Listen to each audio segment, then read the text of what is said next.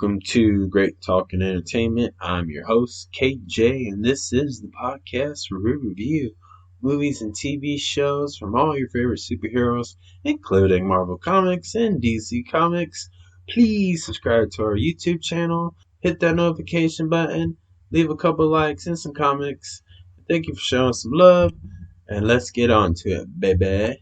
As we continue on this week for the new Disney Plus series, Hawkeye, we're going to continue on episode 3, and yes, this is a spoiler, so if you have not seen the new Hawkeye series on Disney Plus, go ahead, pause this, go watch all 3 episodes, come back, because this is a spoiler, which will be spoiling each and every episode every week until the season's over. So please go check that out, then come back, show me some love, and in episode 3, it was definitely a Avenger-level action-packed episode with many twists and teasers to the plot that would get superhero fans predicting what could be the next outcome for the MCU, while it also tells a great, well-balanced origin story of Maya Lopez, aka Echo. Now, I consider this a small teaser to give to the audience / fans to expect from the next Marvel Disney Plus series, which is called Echo. And now this is the character that's going to have her own pretty much show on the Disney Plus, like I said. And they're giving us a little tease, kind of introducing us to her and what would you expect out of it, what you're going to get out of the show, basically. And once again, as far as the episode, I just really enjoy it because this is the fact that Marvel's really focusing on their characters. They have their own personal struggles. They have their own personal faults or defaults or whatever that are flaws. And with like Maya Lopez, she is deaf and has a prosthetic leg. And this is definitely bringing a lot of interest in because these small details of giving your favorite Marvel characters their struggles, the things they have to deal with in their everyday lives, it really expands the whole MCU. And, this is kind of like a way to pay tribute to Iron Man. In Iron Man, that Tony Stark, had had to protect his heart because he lost his heart in Iron Man 1. And not talking about a sad breakup, he was living off this thing he had built, like a battery pack that was built into his chest just to live. And Maya Lopez, aka Echo, she might have been born deaf, but I think the leg is an add-on. And what I mean by she might have had an event that made her lose her leg, an accident or something the way Iron Man had in Iron Man 1, basically. Something in a high, dramatic, very serious moment for her as a child. So she could have a disease or something. I'm not sure. Yeah, as far as could she be born with something that may cause her?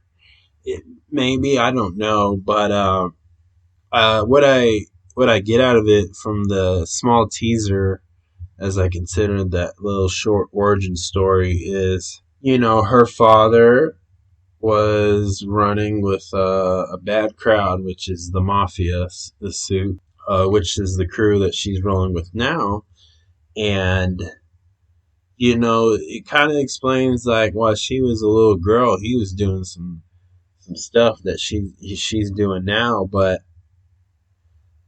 they never really explain or talked about what he did. They kind of hinted at, and I'm sure they're saving that for the solo series Echo. And it makes sense. That's why I consider this like a teaser origin. With that being said, it also shows that, you know, she grew up poor, where she couldn't afford to go to the school where, she wanted to be the only classmate who was deaf. But unfortunately her dad couldn't afford that. And maybe this is going to be a lot of reasons why this may happen and why she was in this situation.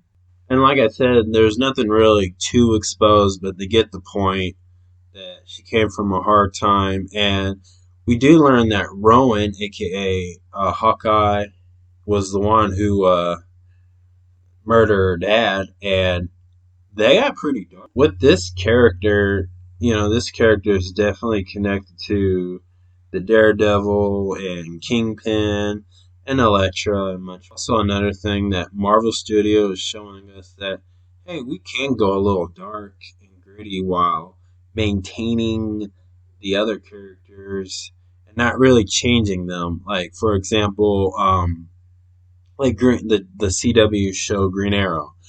In season one, it was definitely a lot of Batman, the Dark Knight type feel, where, comic book fans would tell a casual fan who watches that show on the CW while it was on, is that, oh, he wasn't really dark and gritty. He was kind of like lighthearted, young and cocky, wasn't very like that, but he didn't change his like voice on purpose, to be a quote unquote vigilante.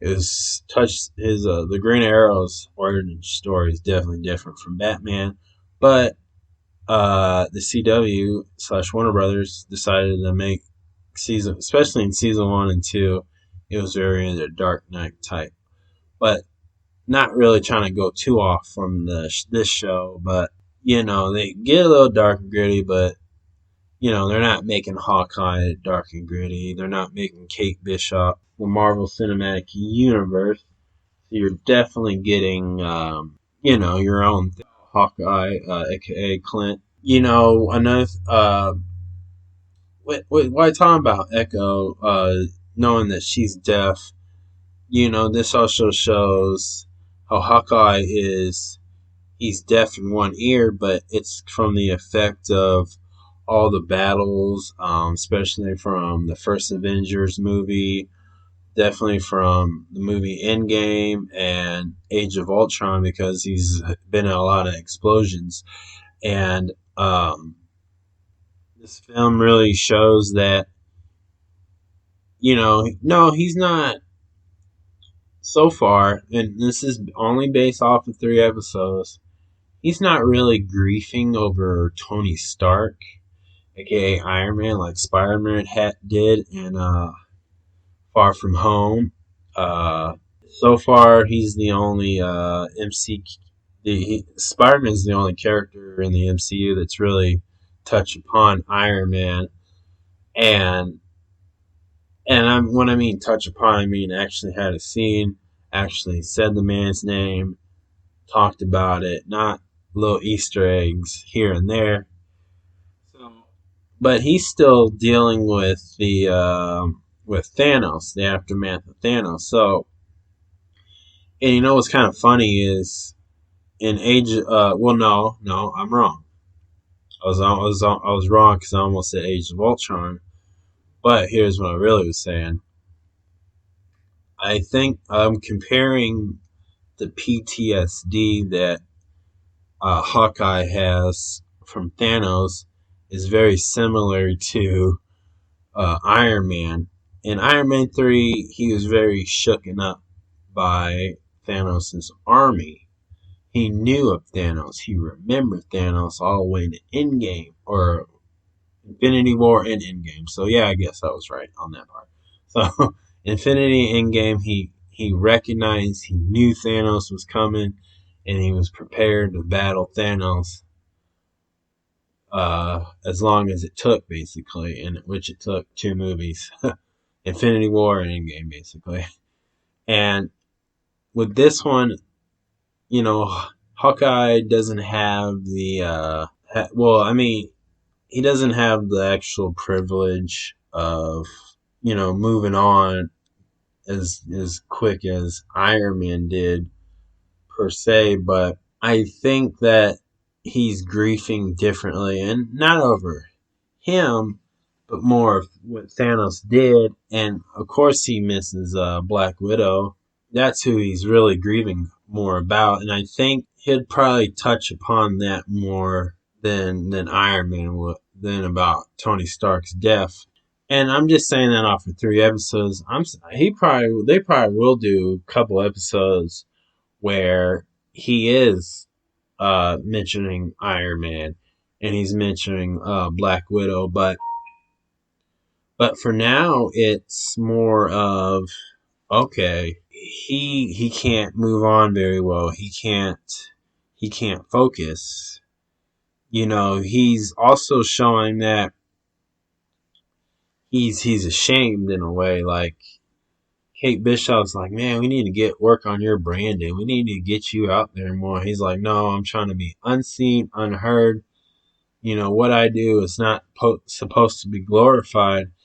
And at the same time, he's trying to teach Kate Bishop, who's very rookie-ish, very noobish right now, and teaching her that, yeah, being a superhero is not very glamorous. It's not always cute and fun and handshaking and easy crime. Sometimes these will affect you. Sometimes these like events of saving the world will mess you up mentally, physically, and at the same time Kate's like, look, you're an inspiration to people, and people need to see you and hear from you to let the world know there's still hope.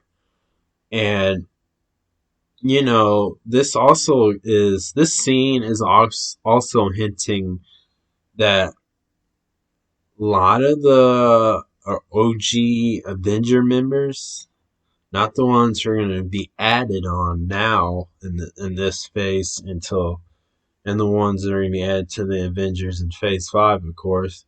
I'm talking about the OGs who are still around, not including Iron Man and Black Widow, that, these events really messed them up. And they're all grieving, and they're all trying to move on differently. For Hawkeye, he's trying to leave this life, but he always catches himself going back. And it's affecting his family. You can tell that his daughter and his two boys ain't really happy about it, and they know he's going to miss Christmas. So, as this is a Christmas themed Marvel show.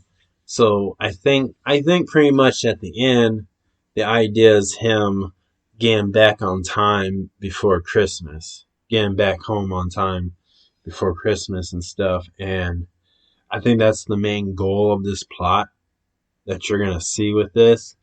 But other than that, like, it's such a great episode. I love the action pack. With the joy, especially with Echo and Hawkeye and Kate Bishop, the car chase scenery was amazing. It felt like the Avengers movie. I think of even like Captain America: Civil War, where like Black Panther was chasing Bucky, and they were doing that car chase thing, and very out there, and lot of explosions and whatnot.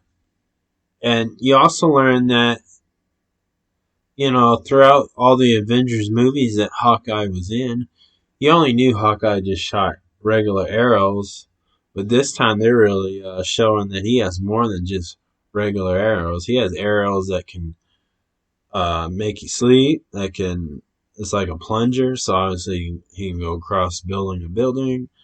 He's got arrows that explode, and of course the one that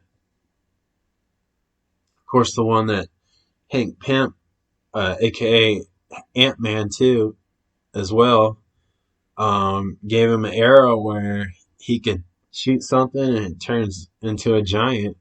So I bet he's got the one where it can make him like shrink or whatever. But that was a cool Ant-Man reference, and these are really cool arrows. Like they're yeah, it's easy to say they're very similar to the DC character Green Arrow, but this one I think there's a unique difference to them, and they're just really neat. They're probably gonna be more comic book, more goofy about it, but that's okay. I mean, Hawkeye's not really dark and gritty. He's just having a dark and gritty moment.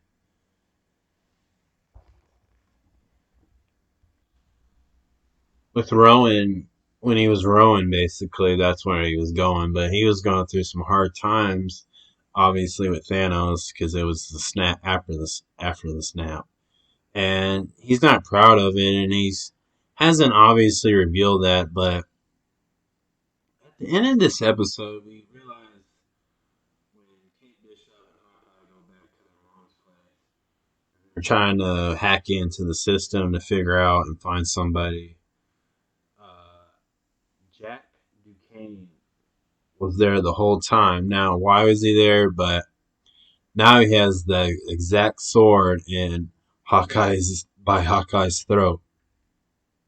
Now, my let's get into the theories. I think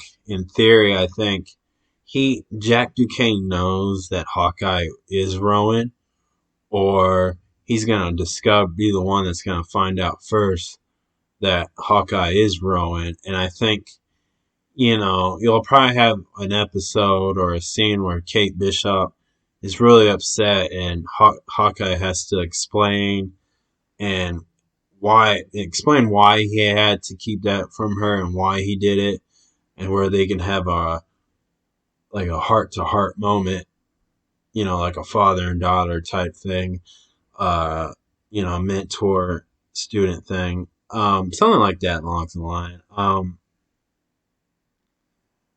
Let's talk about the Kingpin too. I think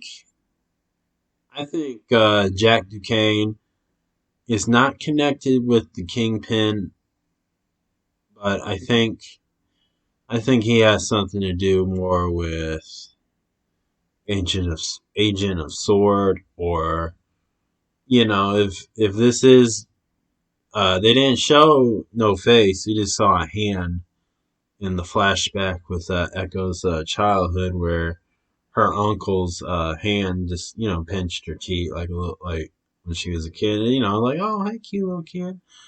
Nothing special, but everybody's freaking out like, that's Kingpin, that's Kingpin. Well, you know what? I don't want to say it's Kingpin because we can't confirm it because they never showed the face, obviously. But if that's the Kingpin, I don't think him and Jack Duquesne are in cahoots. But what I think is Jack Duquesne is somewhere more connected to Iron Fist or Shang-Chi, something within that.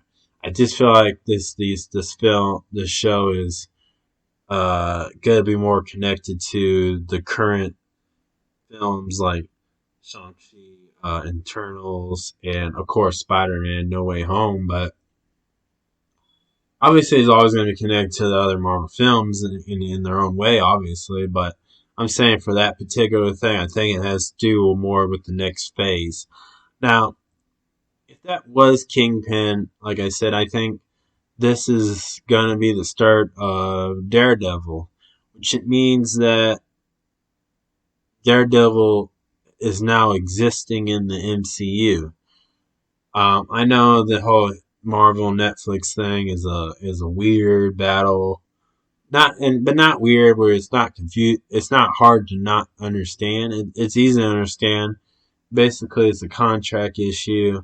They had to wait, but it doesn't mean Marvel Studios can use what Netflix has already produced.